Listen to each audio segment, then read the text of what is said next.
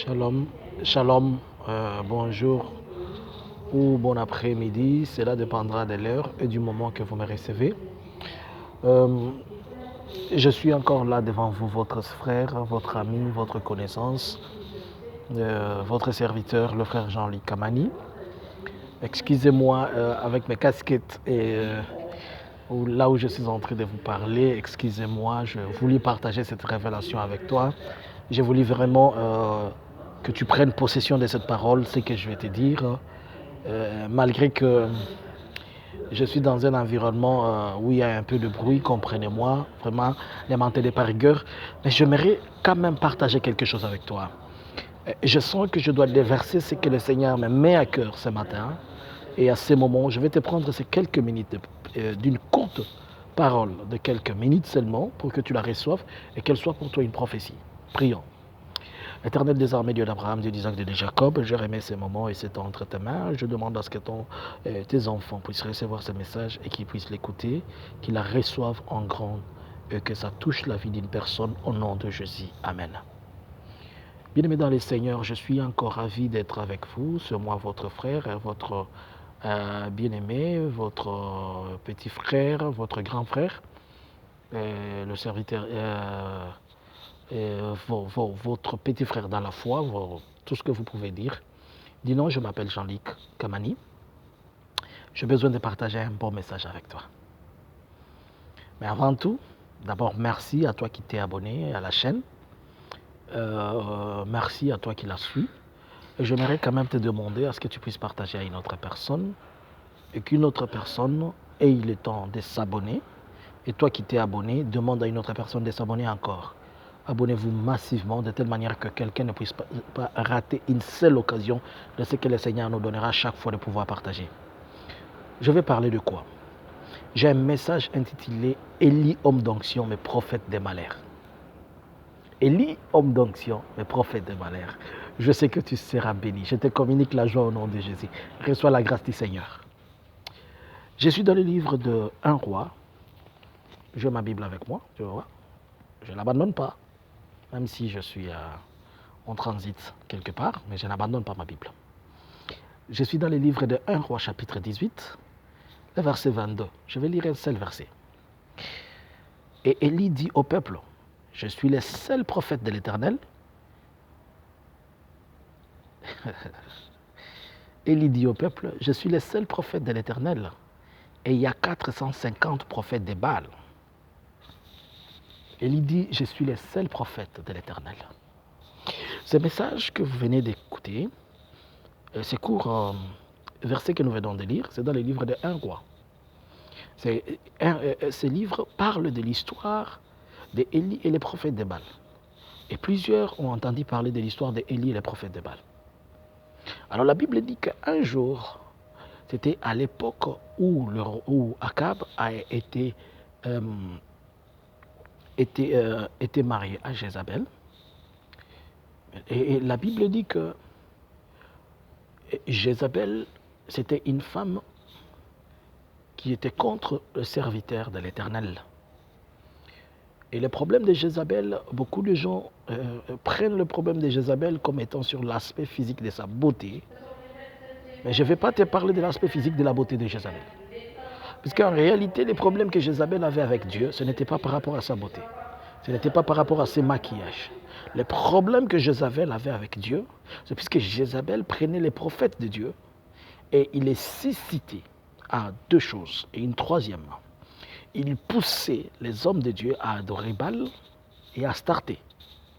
Et Baal, dans la mythologie, nous savons que c'est le dieu qui représente, ou bien c'est un dieu de la mythologie. Et Astarté, c'était un autre dieu. Alors, ils faisaient adorer deux choses.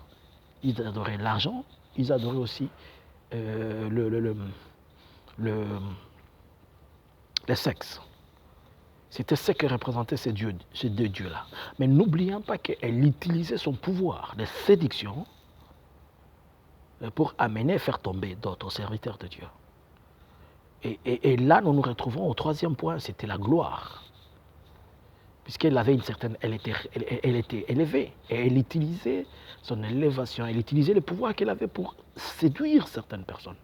Et vous savez qu'il y a 3 choses qui ont toujours détruit le ministère de quelqu'un, à tout niveau. C'est, en anglais on appelle ça des 3G, gold, girls and glory, qui représentent la gloire, l'argent et les femmes.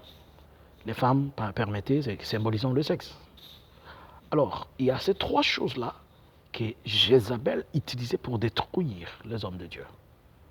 Il utilisait la gloire, donc il vous disait qu'il devait vous élever ou il vous promettait ce qu'elle pouvait. Elle utilisait aussi l'argent, le moyen financier. Et n'oublions pas, elle utilisait aussi quoi? Le pouvoir que possède la femme, de l'attraction de la femme. Et vous allez voir que beaucoup de hommes de Dieu que nous sommes, il y a sur ces 3 choses. Si tu arrives à les vaincre, tu es un héros dans la foi. Si tu n'es pas cupide, tu n'aimes pas trop l'argent, tu vas être orgueilleux, tu vas vouloir ta gloire et abandonner la gloire de Jésus. C'est à ce moment-là que les gens commencent à dire ces jours-là, j'ai prié pour quelqu'un. Ces jours-là, on dit facilement, avec douceur, avec un esprit humble. Ces jours-là, l'Éternel m'a utilisé. J'ai prié pour quelqu'un. L'Éternel m'a utilisé. Et en priant pour quelqu'un, la gloire s'est remise à Dieu. Et tu vas voir, il y a des gens qui aujourd'hui se passent comme étant des faiseurs de miracles, comme si c'était des machines à miracles. Alors qu'il n'y a pas une machine pour reproduire les miracles. Ce n'est pas une cafetière. Et la Bible dit partout où Jésus passait, il voyait les gens. Et la Bible dit qu'il eut compassion de son peuple. Jésus avait compassion du peuple, c'est pourquoi il faisait des miracles. Ce n'est pas puisque... Et il ajouta que ta foi t'a sauvé. Et si tu lis dans le livre de Marc, chapitre 16, le verset 17, il dit, voici les miracles qui accompagneront ceux qui auront cru à mon nom. J'y reviendrai un autre jour. Donc il n'y a personne qui a le monopole de la productivité du miracle. Non, c'est seul Jésus. Il opère comme il veut et quand il veut. Comme nous avons dit, la Bible nous dit que nous recevons tout en partie. Alors ici, il y avait un homme de Dieu qui était puissant à cette époque-là, il s'appelait Élie. Il est peut-être comme toi, papa, tu es puissant dans la maison. Il est comme toi, maman, tu es puissante dans la maison. Il est comme toi, enfant, tu es puissante dans ta famille. Tout le monde a la référence, tout le monde a les yeux tournés sur toi. Il est comme toi, homme de Dieu, quand tu prophétises, quand tu dis quelque chose, tout le monde dit Amen. Il est comme toi, je ne sais pas, pasteur. Lorsque tu t'étais à la chair, tu es en train de prêcher, tout le monde dit Ah, notre pasteur, il a vraiment prêché. Vous avez écouté la parole, c'était rempli de révélations. Il est comme toi, peut-être chanteur, quand il chante, oh, tout le monde bouge. Puisque le principe et la logique de Dieu, Dieu n'élève pas 2 personnes au même instant. Il élève une et attend, puisque c'est un Dieu de respect. Dieu n'a pas élevé Jésus et Jean-Baptiste au même instant. La Bible dit qu'ils se sont suivis. Jean-Baptiste était d'abord né à Jésus-Christ, puisque l'ange qui avait visité Élisabeth l'a visité, et le même ange est venu 6 mois après. Il a visité aussi Marie, la maman de Jésus. Et quand ils ont commencé le ministère, Jean-Baptiste a commencé avant Jésus. Jean-Baptiste a même dit voici l'agneau de Dieu qui ôte les péchés du monde. Jean-Baptiste a baptisé Dieu et a baptisé Christ. Et pourtant, Christ, dans le livre d'Ésaïe, chapitre 3, il est dit que, et chapitre 9, si je ne me trompe pas, au verset 3, il est dit qu'on l'appellera conseiller, prince, et la domination reposera sur son épaule. Donc Jésus-Christ avait tout, il n'avait pas besoin de Jean-Baptiste, mais il s'est laissé suivre les principes. Tu ne te suffis pas, tu as toujours besoin de quelqu'un dans la vie. Ah, va à côté de quelqu'un qui peut t'aider dans la prière, qui peut t'aider dans la méditation, dans le discernement, dans la compréhension. Tu ne te suffis pas, tu n'es pas complet, tu n'es pas Melchisédek. Il y a des gens qui se prennent comme étant de Melchisédek, ils sont un même Père, Fils et Esprit. Non.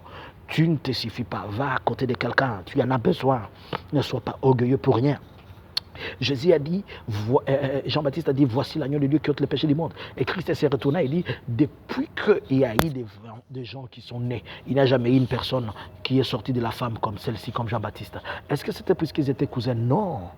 Ce n'était pas parce qu'ils étaient cousins, car la maman de Jésus et Élisabeth, ils étaient parentés, mais c'était puisque chacun reconnaissait la grâce de l'autre. Si tu ne reconnais pas la grâce des autres, on ne reconnaîtra aussi jamais ta grâce. C'est pour ça que j'ai toujours dit aux hommes de Dieu, je passe la longueur de la journée à suivre les vidéos de gens, je les partage, je dis aux gens, as-tu suivi telle vidéo, j'ai aimé, suis cet homme de Dieu, il est béni, il est comme ça. Mais quand je vois les mêmes amis avec qui je partage leurs vidéos, les mêmes amis à qui je donne leurs messages qu'on suive, Je ne vois même personne, même un seul like, je me pose la question. Est-ce que les gens comprennent que nous sommes un tout? On se complète. On se complète, il n'y a personne qui est supérieur. La Bible dit on te mesurera de la même mesure que tu mesures les autres. Alors, je suis en train de parler de quoi? Élie, homme d'onction, mais prophète de malheur. Élie, homme d'onction, mais prophète de malheur.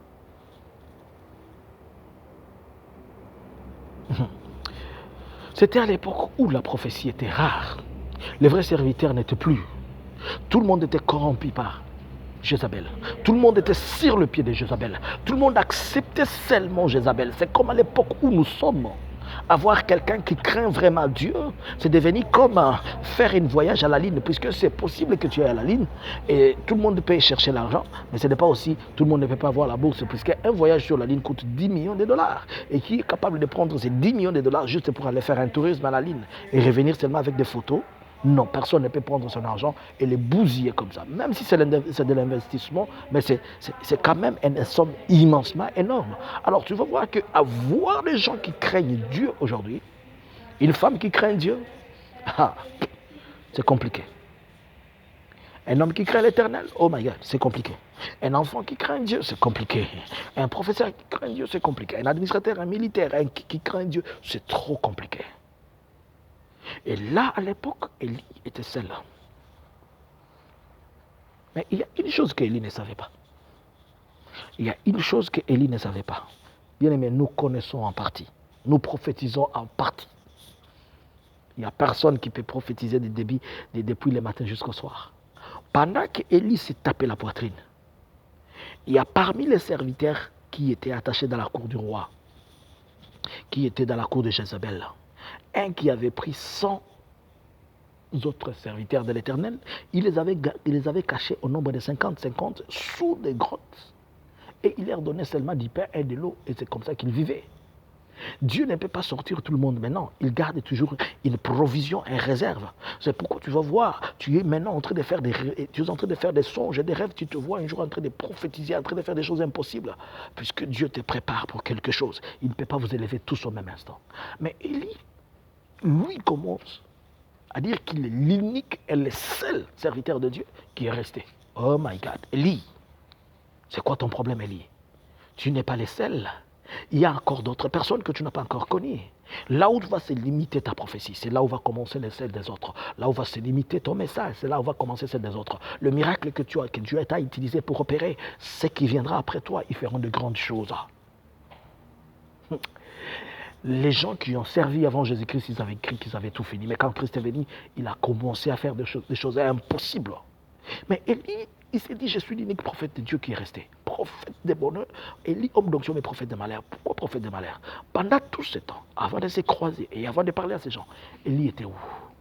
Il n'était pas dans la ville, puisqu'il courait. D'autant plus que quand Élie apparaissait seulement, c'était un dégât. Quand on voyait Élie, c'était la pluie qui partait. Lorsqu'on voyait Élie, c'était quelque chose comme ça. Lorsqu'on voyait Élie, c'était un problème apparaissait. Il y a des gens qui ont l'onction, il y a des gens qui ont Dieu, mais il suffit seulement qu'on leur fasse intervenir quelque part. Oh my God, c'est un dégât. Un jour, un homme de Dieu, il était sorti, ça c'est un témoignage qui s'est passé au pays, en Afrique. Un jour, un homme de Dieu est parti dans un séminaire, il a fait 1 mois, il a laissé sa famille, il était en train de prêcher. Pendant tout le temps qu'il était en train de prêcher. Alors on s'est dit qu'il fallait que l'on dise à l'église quand même d'aider les pasteurs pour qu'il ait un peu d'argent pour que le pasteur rentre chez lui, puisque c'était un père de famille. Et le pasteur était tellement timide, il ne savait que prêcher. On a dit, non, cherchons un homme qui va nous aider à dire et à parler pour le pasteur. On a cherché un prophète, c'était un grand prophète. Hein. Je m'abstiens de citer des noms. Et le prophète était là. Il a parlé, il a convaincu les gens de donner l'argent, ils ont donné l'argent. Sur place, on avait donné presque 3 000 $. Les gens ont donné de promesses, hein. Les autres ont signé, on va acheter les billets directs. Donc il avait au moins ces 3 000 $ en espèces et tout. Et le pasteur est resté avec les paniers. Et après, lorsqu'on a donné cette offrande, il a dit, on va prier. Et tout le monde a fermé les yeux, ils ont commencé à prier. Tu vois là où on est à la chair, le pasteur là à la chair et les autres, et le fidèle là-bas, ils ont commencé à prier. Ils ont prié, ils ont prié, ils ont prié. Mais le pasteur qui est réellement de l'église, il s'est posé la question, mais nous sommes en train de prier, mais la prière ne finit pas. Qu'est-ce qui se passe? Et lorsque le pasteur a ouvert les yeux, il regarde. Le monsieur qui avait le panier, il n'est plus là. Il pose la question à l'autre, où est cet homme qui était ici? Oh non, peut-être il est en train de compter l'argent. Et on dit Amen, Amen. Mais je vous assure que l'homme a fui avec tout cet argent. En plein culte, un dimanche, l'argent qui est prévu pour servir l'autre, car la Bible dit celui qui travaille à l'hôtel mange à l'hôtel. Il a pris l'argent, il est parti avec. Élie, homme d'onction, mais prophète des malheurs. Mais si tu le vois, cet homme, c'est un homme respectueux, c'est un homme important, c'est un homme à qui l'on craint. Mais en réalité, c'est un homme de malheur. Il y a des papas, lorsqu'ils viennent chez vous, lorsque vous le voyez, vous dites que vous avez un mari. Mais dehors, les gens savent qu'il est nul. Quand il est chez vous, il intimide tout le monde. Mais il y a des petites filles qui connaissent même la couleur de ci, ils connaissent comment il ouvre son étirette et comment il fait. Il y a des moments, quand on le voit à la maison, on les respecte. Mais curieusement, il y a des petits garçons qui l'appellent, hé, tantine, viens ici, puisque seulement elle est Élie, homme d'onction, mais prophète des malheurs. Il y a des gens qui sont comme Élie. Ce sont des gens remplis de gloire, remplis de grâce, remplis de faveur, remplis d'importance de choses. Mais en réalité, lorsque vous entrez, lorsque vous voyez les choses qu'ils font, vous vous posez la question, est-ce que ça te ressemble? Tu vas voir une grande personne et tu imagines que cette personne connaît Dieu. Il a grandi, mais en réalité, il a ce que les Anglais appellent les childish. Dans sa tête, c'est comme si c'était un enfant de 2 mois. Élie, homme d'onction, mais prophète des malheurs. Oh my God. Il suffit que tu dises aux gens, nous allons entrer dans la prière. Toi-même qui as donné l'ordre de prière, les gens entrent dans la prière. Toi, tu dis que tu vas venir après des jours. Mais pendant ce temps, tu dis que tu es en train de gêner à l'hôtel alors que tu n'es même pas là. Tu es en train de manger. Et les autres, au lieu de gêner, ils sortent, ils disent qu'il va ici, il va là-bas pour un voyage, alors qu'ils ne partent pas pour le voyage missionnaire. Ils sortent avec ses copines, avec je ne sais qui, avec je ne sais qui. Et vous laissez les autres dans un corvée. Élie, homme d'onction, mais prophète des malheurs. Élie, lorsqu'on te voit, tout le monde a peur. Lorsqu'on voit seulement Élie, on sait qu'Élie va tuer. Et si vous descendez avec moi ici, vous allez voir comment Élie, après ce temps-là, Élie a amené, il a tué tout le monde. Il a tué tous les prophètes. Même la compassion, il n'a pas. Il y a des hommes de Dieu, vous vous posez, mais cet homme, c'est un homme de Dieu, c'est un instrument. Il n'a ni amour, ni affection, ni attraction, ni quoi. Il ne sait même pas savoir si on peut dire pardon lorsqu'on offense quelqu'un. Il y a des gens qui sont recueillis à l'outrance. Il y a des gens, lorsqu'il entre dans l'œuvre de Dieu, quand il vient seulement pour servir le Seigneur, ce qui l'intéresse, lui, c'est seulement l'argent. Élie, homme d'onction, mais prophète des malheurs. Tout le monde voit, il a l'onction, il sait parler, il a une élégance, il a une corpulence. Il est convaincant, il est ceci. Mais Élie, homme d'onction, mais prophète des malheurs. Et ne pensez pas que ce ne sont pas des serviteurs de Dieu. Ils servent le Seigneur. Mais seulement, ils ne connaissent pas comment travailler sur leur faiblesse. La faiblesse d'une personne dans la vie, c'est travail. Nous sommes tous faibles. C'est pourquoi l'apôtre Paul a dit, je cours vers la perfection. Nous courons pour chercher la perfection. Et on doit travailler sur son comportement. On doit travailler. Les gens ont le temps de travailler sur l'onction, mais ils n'ont pas le temps de travailler sur le contenu de l'onction, la chose qui prend l'onction, c'est-à-dire la chose dans laquelle on met l'onction. Tu ne peux pas. Lorsqu'on rentre dans les livres de Marc, si je ne m'abuse, vous pouvez m'aider si je me trompe, là où Christ avait dit que le premier miracle de Jésus-Christ, avant qu'il y ait le premier miracle, Christ a dit d'abord que l'on prenne les vases et que l'on verse de l'eau, que l'on mette de nouveau de l'eau. Mais moi, je vais te poser une question. Une vase qui contenait un ancien produit, lorsqu'on veut mettre un nouveau produit, une vase dans laquelle il y avait l'alcool, et l'alcool était fini, et que l'on veut mettre un autre vin, la première des choses, c'est faire quoi? C'est la nettoyer. C'est nettoyer avant de mettre de l'eau. C'est comme si Christ était en train de leur dire d'abord, nettoyer ces vases. Et toi, tu es cette vase-là. Tu dois travailler, tu dois nettoyer des choses dans toi. Maman, tout le monde te respecte. Mais quand tu réponds à ton mari, il a même besoin de mettre son pantalon sur la tête. Homme d'onction, mais prophète des malheurs. Maman, tu es une belle femme. Ton mari a toujours dit, je me suis marié à la plus belle femme du monde. Cette femme, elle est comme ça, comme ça. Mais quand ma femme s'énerve seulement, elle peut même prendre un couteau et te poignarder. Élie, homme d'onction, mais prophète des malheurs. Il y a quelqu'un qui s'est dit, j'ai une très belle femme, elle est accueillante, elle est ceci. Mais ma femme ne supporte pas. Elle ne supporte pas même que je fasse 2 jours, que je sois absente. Ou même quand je pars au bureau, je dois toujours apprendre que ma femme est sortie avec quelqu'un. Oh, Élie. Et tu as des enfants qui ont 17 ans, 16 ans, 18 ans. Élie, homme d'onction, mais prophète de malheur. Élie. Il y a des ministères qui sont détruits aujourd'hui. Ce n'est pas que quelqu'un est en train de détruire. C'est toi-même qui l'as détruit.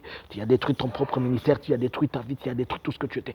Pour la simple raison que tu n'as pas si, que tu es un homme d'onction, mais prophète de malheur. Il y a des gens qui ont commencé des entreprises, mais leurs entreprises tombent par terre, puisqu'il ne sait pas collaborer avec ses clients, il ne sait pas discuter avec ses clients, il ne sait pas entretenir des relations, il se prend comme un chef alors qu'il n'est rien, il se prend comme un tout alors qu'il ne représente presque rien. Et c'est comme ça qu'ils sont, comme des élites, des hommes d'onction, mais prophètes de malheur. Oh, Élie, Élie. C'est pourquoi vous allez les voir, ils sont remplis d'initiatives. Ils ont toujours une initiative quelque part. Mais l'initiative n'arrive pas, puisque c'est un homme d'onction, mais prophète de malheur. Élie, Élie, Élie, Élie. Oh my God. Auparavant, on s'imaginait que c'était les célibataires qui étaient suffisamment de personnes et qu'on devait pointer du doigt pour certains comportements bizarres. Mais les mariés, ils se cachent derrière leur statut. On ne peut pas se poser la question si on voit un marié avec une fille ou on voit un marié dans une église en train de parler à quelqu'un, on se dira non, il veut seulement l'assister. Mais en réalité, Élie, homme d'onction, mais prophète des malheurs. Il y a des autres qui ont changé de nom, on les appelle des pédiatres. Il y a des autres qui sont devenus des gynécologues. Mais mon frère, depuis qu'on t'a dit que ces comportements-là, dont tu es en train de oindre les gens, tu dois les oindre juste dans la chambre. Tu les oins, je ne sais pas, tu le fais passer l'huile, tu le fais passer, je ne sais pas, le vin ou qu'on on t'a dit que ça détruit ton ministère. Mais arrête, Élie. Arrête, Élie. Si tu ne fais pas ça, Dieu ne peut pas t'aider, Dieu ne peut pas travailler avec toi. Est-ce que c'est l'huile qui travaille, c'est le vin, c'est l'eau qui travaille, ou bien c'est la grâce de Dieu que tu as en toi, que tu communiques aux gens? Élie, homme d'onction, mais prophète des malheurs. Et il y a des Élie, il y a des Élisée.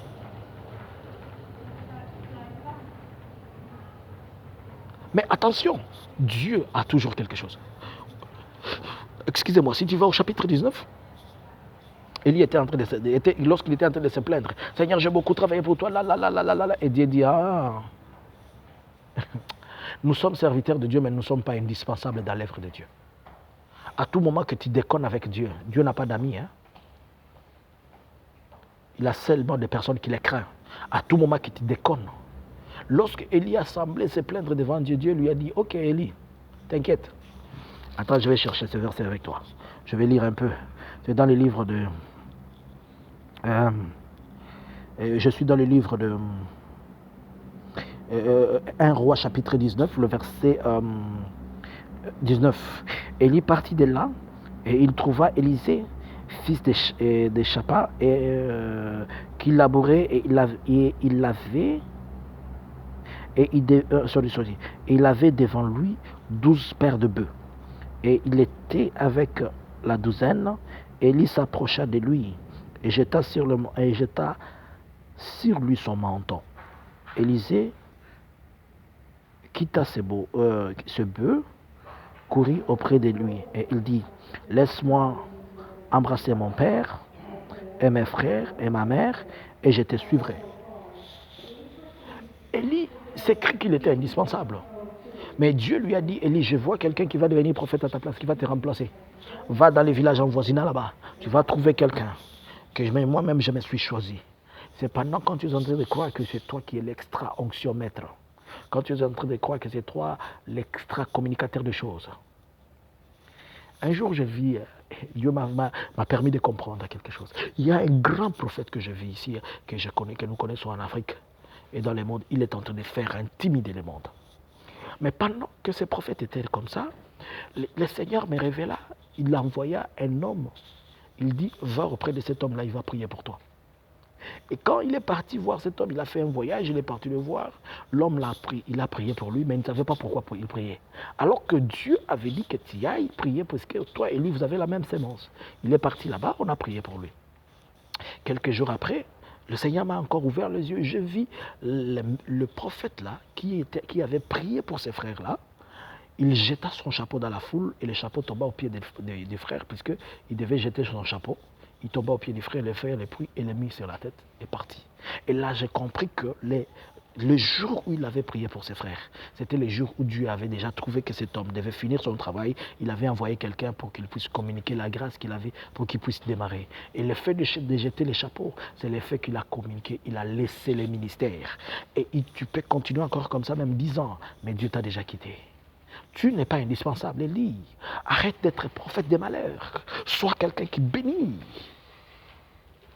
Je pense qu'Élie devait profiter de cette occasion lorsque tous les prophètes des Baal s'étaient comportés comme ça et les prêchaient et confessaient. Mais il a tué tout le monde. Il a tué tout le monde. Est-ce que le souci de Dieu, c'est de tuer les gens? La Bible dit que Dieu aime les pécheurs. Il aime le pécheur, mais n'aime pas les péchés. Car Dieu a tant aimé le monde qu'il a donné son Fils unique, afin que quiconque croit en lui ne périsse point, mais qu'il ait la vie éternelle. Il devait profiter de cette occasion que les gens ont compris que c'était l'Éternel qui était le vrai Dieu. Ils devaient l'adorer. Mais Élie prit leur tête, il les coupa. Élie, homme d'onction, prophète des malheurs. Il y a des gens, quand vous le voyez dans votre famille, tout le monde commence à se poser. Vous voyez, les gens commencent à crier dessus. Où est mon téléphone? Mon argent est là-bas, ne touchez pas. Puisqu'on sait qu'il y a un Élie qui est passé là-bas. Et quand Élie passe, c'est comme un tsunami. Il doit laisser une trace. Il y a des gens avec qui tu ne peux pas partager les secrets de ton fiancé ou de ta fiancée. Oh non, j'ai un fiancé, quelqu'un m'a parlé. Le jour où tu lui passes seulement cette information, le lendemain, il saute sur la personne. Il y a des amis qui se détruisent comme ça. Il y a des couples qui sont détruits comme ça, des fiançailles qui sont détruits comme ça, puisqu'il y a seulement Élie ou Élisée quelque part, qui est un homme d'onction, mais prophète des malheurs. Élie. Attention, Élie. Ne sois pas homme d'onction, mais prophète des malheurs. J'étais en train de parler de toi. J'étais en train de te parler et de t'informer, de te dire quelque chose. Qu'Élie, c'était un homme d'onction, mais un prophète de malheur. Et maintenant, je vais prier pour toi. Je veux que tu dises à Dieu, Seigneur, je vais commencer à travailler sur moi-même. Je vais commencer à travailler sur mon comportement. De faire de telle manière que les choses qui m'empêchent que je sois quelqu'un qui répond à la gloire, au lieu de rester toujours un instrument. Vous savez, les Élis sont des instruments, mais ils ne répondent pas à la gloire de Dieu. Et répondre à la gloire de Dieu, c'est accepter que le Seigneur vous brise et fasse de vous quelqu'un qui est fondu. Alors je vais prier avec quelqu'un. Remets-toi au Seigneur. Si tu n'as pas encore reçu Jésus-Christ, il est temps que tu donnes ta vie à Christ. Et si tu ne t'es pas encore rendu au Seigneur, fais avec moi cette prière. Seigneur Jésus, je me remets et m'abandonne à toi. J'abandonne toute ma vie entre tes mains. Je me délaisse pour que tu puisses m'accompagner et me guider. Je remets mes pas et ma vie entre tes mains, que tu sois le Dieu Tout-Puissant au nom de Jésus. Amen. Et oui, je prie pour mon frère et ma soeur. Je demande que tu puisses changer sa vie. Je demande que tu puisses changer son existence, que tu changes les choses. Et oui, je prie pour que la vie d'une personne soit transformée. Je prie pour que la vie d'une personne ait un sens. Que Seigneur Jésus-Christ, que tu puisses sauver mon frère, que tu puisses sauver ma soeur. Et qu'à partir d'aujourd'hui, que ce soit une personne qui t'aime et qui va te servir. Dans la sincérité et la vérité, au nom de Jésus. Amen. Merci, et toi qui as suivi ces messages. Je te demande de les partager à quelqu'un. Donne-les à quelqu'un. Fais que quelqu'un le reçoive et qu'il l'écoute et qu'il bénisse le Seigneur. Mon numéro est là, en dessous, c'est le plus 46 73 95 76 742. C'est mon WhatsApp. Pour les conseils et le reste, nous sommes ensemble. Je crois qu'au mois de mars, je vais commencer à faire 1 heure de prière live, direct. Et avec les gens, je vais commencer à prier. Et ça, j'appelle ça les fire moments. Ça sera des moments de feu. Et une courte prière, une courte parole d'exhortation. Après, pouf, on déclenche la prière. On fait une prière de feu. Alors, je te demanderai d'être là et d'inviter des gens. Lorsque nous allons commencer, je vais vous donner la date précise quand je vais commencer et l'heure d'ici le mois de mars pour permettre à ce que les gens découvrent et apprennent à prier. Vous savez, Christ a dit, vous demandez, vous ne recevez pas. Vous priez, vous ne recevez pas puisque vous demandez mal. Alors nous devons nous apprendre de bien demander. Et Christ a dit, je ne ferai pas de vous le pêcheur d'hommes, de poissons, mais je ferai de vous le pêcheur d'hommes. Christ ne veut pas que nous dépendons toujours de lui, mais que nous soyons indépendants, c'est-à-dire que nous sachions comment aussi chercher Dieu. Et moi, je vais t'apprendre à prier. Je sais que tu pries, mais je vais aussi te faire profiter d'une petite connaissance que j'ai pour que tu pries le Seigneur. Que Dieu te bénisse. Je lève Jésus-Christ pour ce moment. Je laisse encore le Seigneur te dominer et que Jésus-Christ soit avec toi. Reçois la paix et la grâce. Que mon Dieu te donne la paix et la grâce au nom de Jésus. Papa, maman, je vous aime. Frères et sœurs, je vous aime. Bisous, bisous. Ciao, shalom.